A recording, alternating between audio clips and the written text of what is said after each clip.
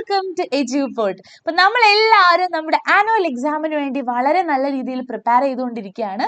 അപ്പൊ കുറെ ആളുകൾക്ക് ആനുവൽ എക്സാമിന് എന്തൊക്കെ ചോദ്യങ്ങളായിരിക്കും ചോദിക്കുക, എങ്ങനെയാണ് ആൻസർ ചെയ്യുക, എങ്ങനെയാണ് ഫുൾ മാർക്ക് വാങ്ങിക്കുക, എങ്ങനെയാണ് വളരെ സക്സസ്ഫുൾ ആയിട്ട് ക്ലാസ് 6ലേക്ക് പോവുക, അങ്ങനെയൊക്കെ ഒരുപാട് സംശയങ്ങളും കാര്യങ്ങളൊക്കെ ഉണ്ടായിരിക്കും.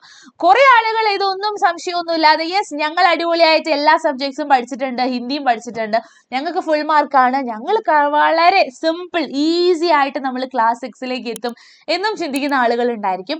അപ്പൊ എങ്ങനെ ചിന്തിക്കുന്ന ആളുകളാണെങ്കിലും ഹിന്ദി എക്സാമിന് നിങ്ങൾ ഫുൾ മാർക്ക് വാങ്ങിക്കുക.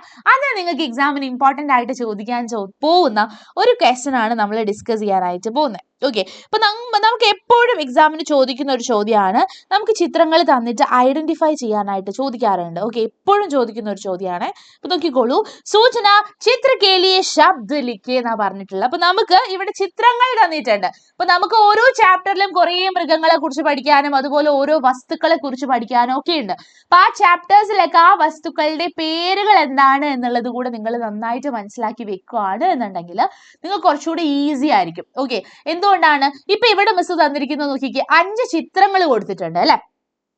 അപ്പൊ നിങ്ങൾക്ക് അറിയാം ഇവിടെ ദാ വീടുണ്ട്, മരമുണ്ട്, ഒരു പട്ടം കൊടുത്തിട്ടുണ്ട്, ഒരു സൈക്കിൾ കൊടുത്തിട്ടുണ്ട്, അതുപോലെ ഒരു ചെറിയ പക്ഷിയുടെ ചിത്രവും കൊടുത്തിട്ടുണ്ട്. അപ്പൊ നിങ്ങൾക്ക് പഠിക്കാനുള്ള ചാപ്റ്റേഴ്സിൽ നിന്ന് നിങ്ങൾക്ക് ചോദിക്കാൻ സാധ്യതയുള്ള കുറെ മൃഗങ്ങൾ പക്ഷികളൊക്കെ ഉണ്ട് അല്ലെ. അപ്പൊ നമ്മൾ കുരങ്ങനെ കുറിച്ച്, അതുപോലെ നമ്മൾ കൊക്ക്, അങ്ങനെ കുറെ മൃഗങ്ങളെ അല്ലെ, ഞണ്ട്, തവള, അങ്ങനെ കുറെ മൃഗങ്ങളെയും ജീവികളെയൊക്കെ കുറിച്ച് അതിന്റെ പേരുകളൊക്കെ നമ്മൾ ഹിന്ദിയിൽ പഠിച്ചിട്ടുണ്ട്. അപ്പൊ നിങ്ങൾക്ക് ഇതുപോലെ ഏതെങ്കിലും ചിത്രങ്ങളൊക്കെ തന്നിട്ട് ഐഡന്റിഫൈ ചെയ്യാനായിട്ട് ചോദിക്കാൻ സാധ്യതയുണ്ട്. അപ്പൊ നോക്കിക്കോളൂ, താഴെ ഓപ്ഷൻസും കൊടുത്തിട്ടുണ്ട് അല്ലെ. Options also there. ഓപ്ഷൻസ് ഉള്ളത് കൊണ്ട് നിങ്ങൾക്ക് കുറച്ചും കൂടി ഈസിയാ. നോക്കിക്കോ, വീടിന് കൊടുത്തിട്ടുണ്ട് അല്ലെ. അപ്പൊ വീടിന് നമ്മൾ എന്താ പറയുന്നത്, വീടിന് നമ്മൾ എന്താ പറയാ, ഒന്ന് വേഗം ഒന്ന് കമന്റ് ചെയ്തേ, വീടിന് നമ്മൾ എന്താണ് പറയുന്നത്. താഴെ കൊടുത്തിട്ടുണ്ട്, നമ്മുടെ ബ്രാക്കറ്റ്സിലുണ്ട്, ഘർ എന്നാണ് അല്ലെ.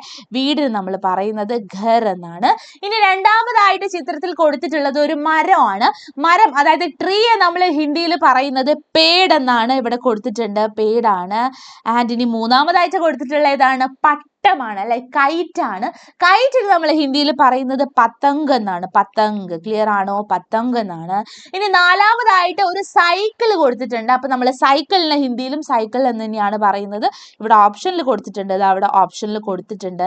ആൻഡ് അഞ്ചാമതായിട്ടുള്ളത് ഒരു പക്ഷിയാണ്. പക്ഷിയെ നമ്മൾ എന്താണ് ഹിന്ദിയിൽ പറയുന്നത്, പക്ഷി എന്ന് പറയാറുണ്ട്, പക്ഷെ ഓപ്ഷനിൽ കൊടുത്തിട്ടുള്ളത് ചിടിയ എന്നാണ്. അപ്പൊ നമ്മളിവിടെ അതാ ചിടിയ എന്ന് കൂടെ കൊടുക്കുന്നു. സിമ്പിൾ ആണല്ലോ. ഇതുപോലെ സിമ്പിൾ ആയിട്ടുള്ള ചോദ്യം ചോദിക്കാറുണ്ട്. അതിന്റെ കൂടെ തന്നെ മിസ് ഒരു ക്വസ്റ്റ്യൻ കൂടെ ഡിസ്കസ് ചെയ്യാനായിട്ട് ആഗ്രഹിക്കുകയാണ്. നോക്കിക്കോളൂ, കവിത ഉചിത് വാക്യാംശ ചുൻകർ ചിത്ര കെ നീച്ചെ ലിഖേ. ഇവിടെ 4-5 ചിത്രങ്ങൾ തന്നിട്ടുണ്ട്.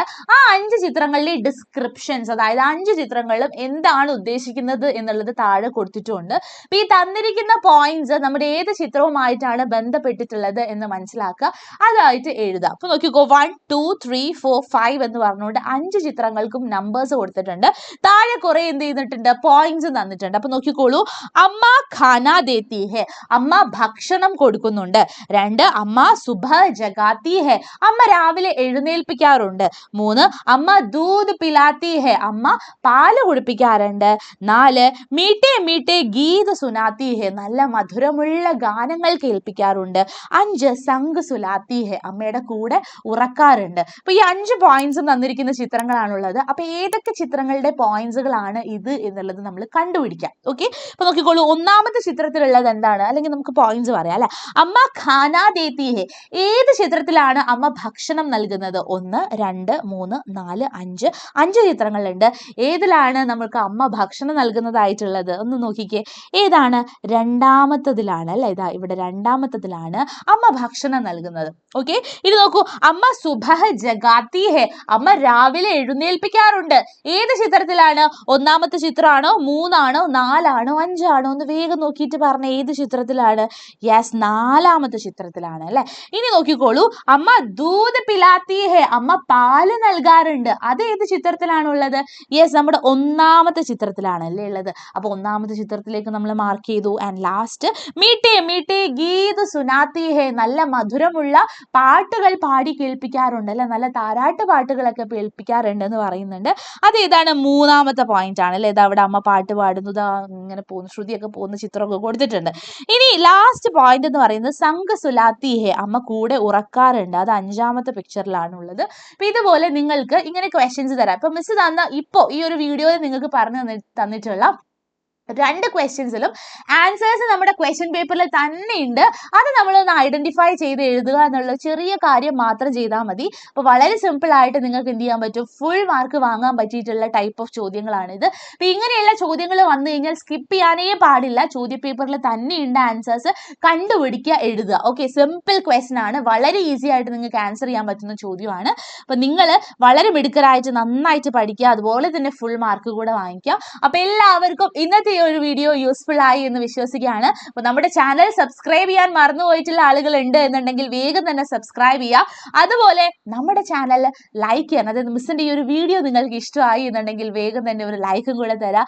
അപ്പോൾ നിങ്ങൾക്ക് യൂസ്ഫുൾ ആയിട്ടുള്ള വീഡിയോസ് ഒക്കെ ആയിട്ട് നമുക്ക് വീണ്ടും കാണാം. അപ്പോൾ എല്ലാവർക്കും thank you so much. By.